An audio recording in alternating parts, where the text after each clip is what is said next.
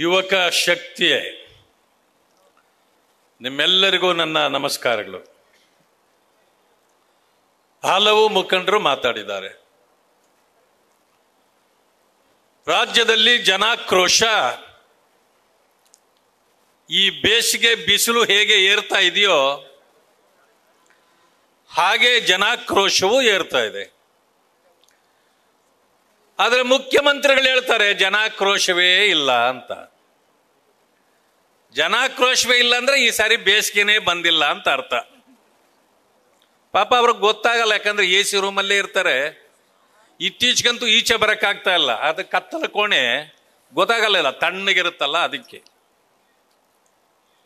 ಅದೇನೇ ಆದ್ರೂ ಇರಲಿ, ಭ್ರಷ್ಟಾಚಾರ ಎಷ್ಟು ಮಿತಿ ಮೀರಿದೆ ಅಂದ್ರೆ ಚುನಾವಣೆ ಗಿಮಿಕ್ ಮಾಡಿ ನಮ್ಮ ಮೇಲೆ ಹೇಳಿದ್ರು 40%. ಲೋಕಾಯುಕ್ತಕ್ಕೆ ಕೊಟ್ರು, ಇಲ್ಲ ಅಂತ ಬಂತು. ಇನ್ನೊಂದು ಆಯೋಗಕ್ಕೆ ಕೊಟ್ರು, ಇಲ್ಲ ಅಂತ ಬಂತು. ಈಗೇನೋ SIT ಕೊಡ್ತಾರಂತೆ.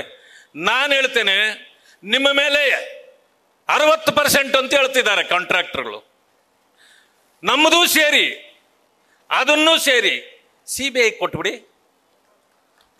ನೋಡ್ಬಿಡೋಣ ಏನಾಗುತ್ತೋ ಅಂತ ನೋಡ್ಬಿಡೋಣ. ಕೊಡೋಣ ಸಿದ್ದಣ್ಣ.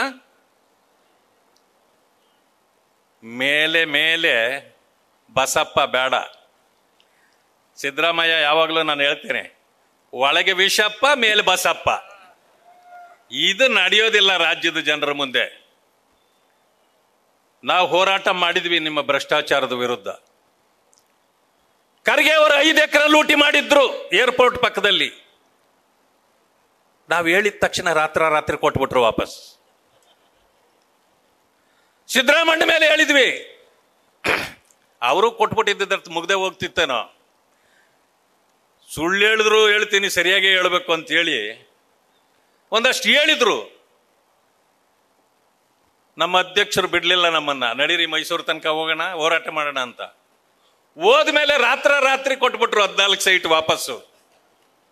ನೋಡಿ ಕಾನೂನು ಹೆಂಗ್ ಬಂದಿದೆ ಅಂದ್ರೆ, ಕಾಂಗ್ರೆಸ್ ಅಲ್ಲಿ ನೀವು ಕದಿಬಹುದು, ಲೂಟಿ ಮಾಡಬಹುದು, ಆದ್ರೆ ಸಿಕ್ಕಾಕೊಂಡು ವಾಪಸ್ ಕೊಟ್ಬಿಟ್ರೆ ಕೇಸ್ ಇಲ್ಲ. ನೋಡಿ ಇದು ಈಗಿನ ನೀತಿ ಕಾಂಗ್ರೆಸ್. ಆದ್ರೆ ನಿಮ್ಮೂರಲ್ಲಿ ಯಾರಾದ್ರೂ ಕದ್ದು ಸಿಕ್ಕಾಕೊಂಡ್ರೆ ವಾಪಸ್ ಕೊಟ್ಬಿಟ್ರೆ ಪೊಲೀಸ್ನವ್ರು ಹಿಡ್ಕೊಂಡು ಹೋಗಲ್ವಾ, ಕೇಸ್ ಹಾಕಲ್ವಾ? ಆದ್ರೆ ಇವ್ರ ಮೇಲೆ ಹಾಕ್ಬೇಕಾ? ಇಲ್ಲ. ಹಾಗೆ ಭಾಷಣ ಮಾತ್ರ, ನನ್ನಲ್ಲಿ ಒಂದೇ ಒಂದು ಕಪ್ಪು ಚುಕ್ಕೆ ತೋರಿಸ್ಬಿಡಿ ನೋಡೋಣ ಅಂತ. ಈಗ ನಾನು ಹೇಳ್ತೀನಿ ಸಿದ್ದರಾಮಯ್ಯನವರೇ, ನೀವು ಕಪ್ಪು ಚುಕ್ಕೆ ಅಲ್ಲ, ನೀವು ಕಾಗೆ ತರ ಕಪ್ಪಾಗಿಬಿಟ್ಟಿದ್ದೀರಿ. ಈಗ ಕಪ್ಪು ಚುಕ್ಕೆ ಎಲ್ಲಪ್ಪ ತೋರಿಸೋದು ನಾವು? ಕಾಗೆನಲ್ಲಿ ಯಾರಾದ್ರೂ ಕಪ್ಪು ಚುಕ್ಕೆ ತೋರ್ಸಕ್ಕಾಗತ್ತಾ? ನಿಮ್ಮ ಪರಿಸ್ಥಿತಿ ಇಲ್ಲಿಗೆ ಬಂದಿದೆ. ಇದೇನಾದ್ರೂ ಇರಲಿ, ಆಕ್ರೋಶ ಇಲ್ವಾ? ಯಾರಿಗೂ ಇಲ್ವಾ? 42,000 ಕೋಟಿ ದಲಿತರಿಗೆ ಇಟ್ಟಿದ್ದೀನಿ ಅಂತ ಹೇಳಿ ಅನೌನ್ಸ್ ಮಾಡ್ತೀರಿ ಬಜೆಟ್ ಅಲ್ಲಿ. 14,000 ಕೋಟಿ ಗ್ಯಾರಂಟಿಗಳಾಗ ಅದರಿಂದನೇ ತೆಗಿತೀರಿ.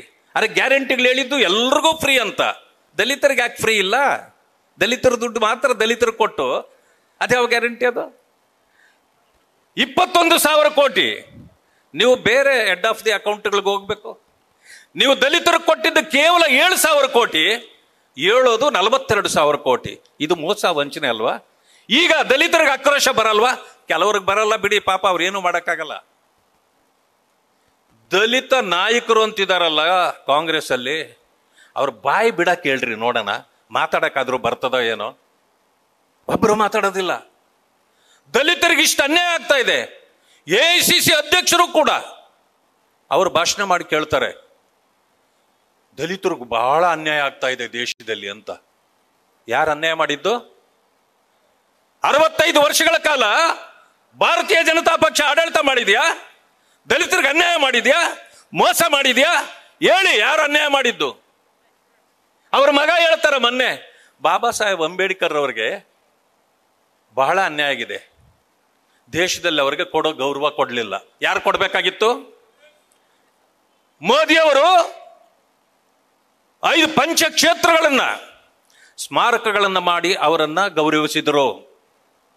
ರಾಜ್ಯದಲ್ಲಿ 10 ಕಡೆಯಲ್ಲಿ ನಮ್ಮ ಸರ್ಕಾರ ಇರುವಾಗ 10 ಕಡೆಯಲ್ಲಿ ಸ್ಮಾರಕಗಳನ್ನು ಮಾಡಿ ಗೌರವ ಕೊಡತಕ್ಕಂಥ ಕೆಲಸ ಮಾಡಿದ್ರು. ಪೌರ ಕಾರ್ಮಿಕರನ್ನ 14,000 ಕಾರ್ಯಕರ್ತರನ್ನ ಅವರನ್ನ ಪರ್ಮನೆಂಟ್ ಮಾಡೋ ಕೆಲಸ ಮಾಡಿದ್ವಿ. ಸ್ಕಾಲರ್ಶಿಪ್ಗಳನ್ನು ಕೊಟ್ಟಿವಿ, ಅವ್ರಿಗೆ ಮನೆಗಳನ್ನು ಕೊಟ್ಟಿವಿ. ನೀವೇನು ಮಾಡಿದ್ದೀರಿ? ಯಾರು ಕೊಡಬೇಕಾಗಿತ್ತು ಗೌರವ? ಕಾಂಗ್ರೆಸ್ ಕೊಡಬೇಕಾಗಿತ್ತು, ಕೊಡಲಿಲ್ಲ. ಅಂಬೇಡ್ಕರ್ ಅವರನ್ನು ಸೋಲಿಸಿದ್ಯಾರು? ಇವತ್ತು ಮಾತಾಡ್ತೀರಿ. ಆ ಪ್ರಿಯಾಂಕಾ ಖರ್ಗೆ ಆ ಅಪ್ಪರ್ ಚೇಂಬರ್ ಖಾಲಿ ಇದ್ದಂಗೆ ಕಾಣ್ತದೆ. ಅಪ್ಪರ್ ಚೇಂಬರ್ ಇದೆಯಲ್ಲ, ಚೇಂಬರೇ ಖಾಲಿ ಇದ್ದಂಗೆ ಕಾಣ್ತದೆ ನನಗೆ. ಅವರು ಒಂದು ಪತ್ರ ತರ್ತಾರೆ, ಯಾರೋ ಬರೆದಿರೋ ಪತ್ರ, ಅಂಬೇಡ್ಕರ್ ಅವ್ರಿಗೆ ಪತ್ರ ಬರ್ತಾರೆ. ಏನೋ ನೀವು ಹೇಳಿದ್ದೀರಿ, ಅದು ಇರಬಹುದೇನೋ ನನಗೆ ಗೊತ್ತಿಲ್ಲ ಅಂದ್ರೆ ಅಂಬೇಡ್ಕರ್ ಅವರೇ ಬರೆದು ಬಿಟ್ಟಿದ್ದಾರೆ, ಸಾವರ್ಕರ್ ಅವರೇ ಇವರನ್ನು ಸೋಲಿಸಿದ್ದು ಅಂತ. ನಾನು ಹೇಳಿದ್ದೀನಿ, ಮುಖ್ಯಮಂತ್ರಿಗಳೇ, ಒಳ್ಳೆ ಗುರು ಸಿಕ್ಕಿದ್ದಾನೆ ನಿಮಗೆ. 50 ವರ್ಷದಲ್ಲಿ ನಿಮ್ಗೆ ಯಾರು ಒಳ್ಳೆ ಗುರು ಸಿಕ್ಕಿರಲಿಲ್ಲ. ಈಗ ಒಳ್ಳೆ ಗುರು ಪ್ರಿಯಾಂಕಾ ಖರ್ಗೆ ಸಿಕ್ಕಿದ್ದಾನೆ. ನಿಮ್ಗೇನ ನಾಚಿಕೆ ಮಾನ ಮರ್ಯಾದೆ ಇದೆಯಾ? ಅವ್ರು ಕೊಟ್ಟಿದ್ದು ಪತ್ರ ಅಂತಂದು ಓದ್ದೇನೆ ಅದನ್ನ ಸಾವರ್ಕರ್ ಅವರೇ ಸೋಲಿಸಿದ್ದು ಅಂತ ಹೇಳಿದ್ದಾರೆ ಅಂತ ನೀವು ಹೇಳಿಬಿಟ್ರಲ್ಲ. ನಿಮ್ಮನ್ನು ಗೌರವಿಸ್ತಾರ ಜನ ಅಂತೇಳಿ ಹೇಳಿದ್ದೀನಿ. ಅಷ್ಟು ಮಾತ್ರ ಹೇಳಲಿಲ್ಲ, ಅದನ್ನು ಪ್ರೂವ್ ಮಾಡಿ ನೀವು. ಬಾಬಾ ಸಾಹೇಬ್ ಅಂಬೇಡ್ಕರ್ ಅವ್ರನ್ನ ಕಾಂಗ್ರೆಸ್ ಸೋಲಿಸಿದ್ದು ಅಂತ ಹಿಸ್ಟ್ರಿ ಇದೆ. ನೀವೇನಾದ್ರೂ ಸಾವರ್ಕರ್ರೇ ಸೋಲಿಸಿದ್ದು ಅಂತ ನೀವು ಪ್ರೂವ್ ಮಾಡಿದ್ರೆ ನಾಳೆ ನಾನು ಪ್ರತಿಪಕ್ಷದ ನಾಯಕತ್ವಕ್ಕೆ ನಾನು ರಾಜೀನಾಮೆ ಕೊಡ್ತೇನೆ. ಇಲ್ಲ ಅಂದ್ರೆ ಮುಖ್ಯಮಂತ್ರಿ ಸ್ಥಾನಕ್ಕೆ ರಾಜೀನಾಮೆ ಕೊಟ್ಟು ನೀವು ಸನ್ಯಾಸ ತಗೊಳ್ಬೇಕು, ರಾಜಕೀಯ ಸನ್ಯಾಸ ತಗೊಳ್ಬೇಕು. ತಗೊಳ್ತೀರಾ?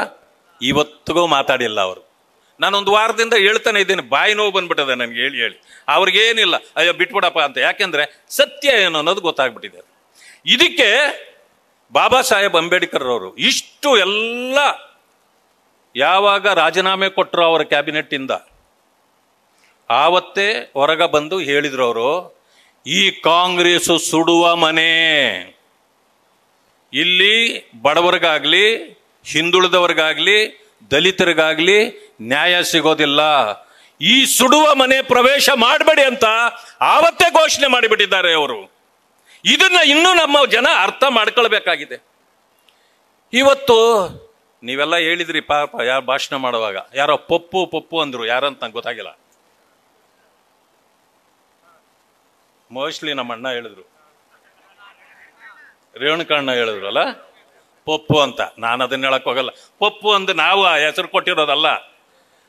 ಸಿಕ್ಸರ್ ಸಿದ್ದು ಅಂತ ಒಬ್ರು ಅವರೇ, ಅವರು ಬಿಜೆಪಿಯಲ್ಲಿದ್ದಾಗ ಅವ್ರನ್ನ ಪಪ್ಪು ಅಂದಿದ್ರು.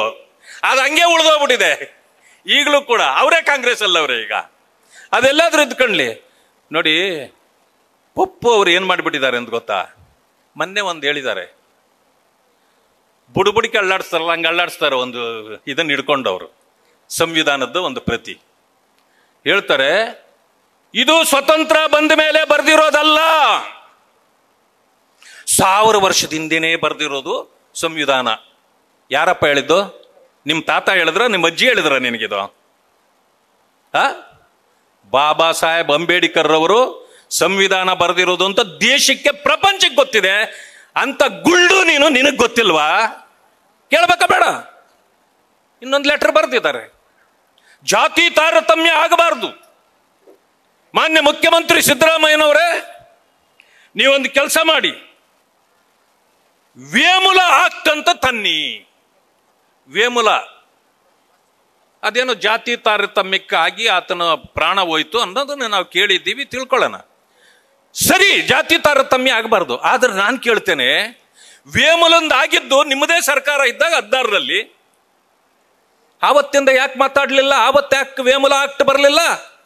ಹೋಗ್ಲಿ, ನಾನು ಕೇಳ್ತೇನೆ, 7 ಜನ ದಲಿತರನ್ನ ಕಂಬಾಲಪಲ್ಲಿಯಲ್ಲಿ ಸಜೀವ ದಹನ ಮಾಡಿದ್ರಲ್ಲ ಕಾಂಗ್ರೆಸ್ ಸರ್ಕಾರ.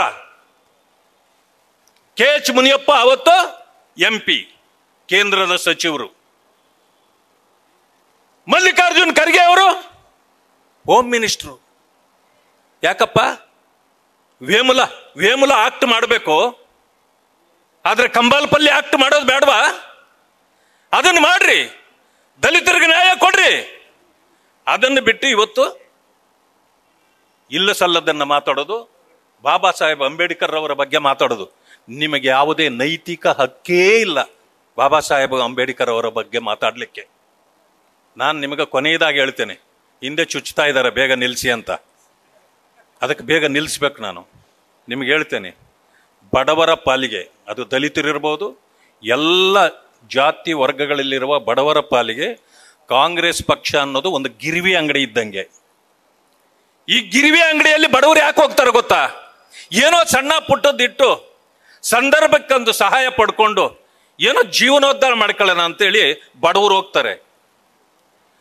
ಆ ಬಡವರು ಇಟ್ಟಿದ್ದಕ್ಕೆ ಬಡ್ಡಿ ಕಟ್ಟಿ ಕಟ್ಟಿ ಸಾಕಾಗಿ ಇನ್ನು ಮುಂದಕ್ಕೆ ಬಡ್ಡಿನೂ ಕಟ್ಟಕ್ಕಾಗದೆ, ಆ ಅಸಲು ಇಟ್ಟಿರೋದನ್ನು ವಾಪಸ್ ತರ್ಲಿಕ್ಕಾಗದೆ ಪಾಪ ಹಂಗೆ ಹೋಗ್ಬಿಡ್ತಾರೆ ಸಾಕು ಅಂತ. ಕೆಲವು ಶ್ರೀಮಂತರು ಹೋಗ್ತಾರೆ, ಏನು ಗೊತ್ತಾ? ಆ ಬಡವರಿಟ್ಟಿರೋ ಒಡವೆ ಹೆಂಗಾದ್ರೂ ಕಡಿಮೆಗೆ ಸಿಕ್ಬಿಡ್ತದೆ, ಅದನ್ನು ಹೊಡ್ಕೊಂಬರೋಣ ಅಂತ.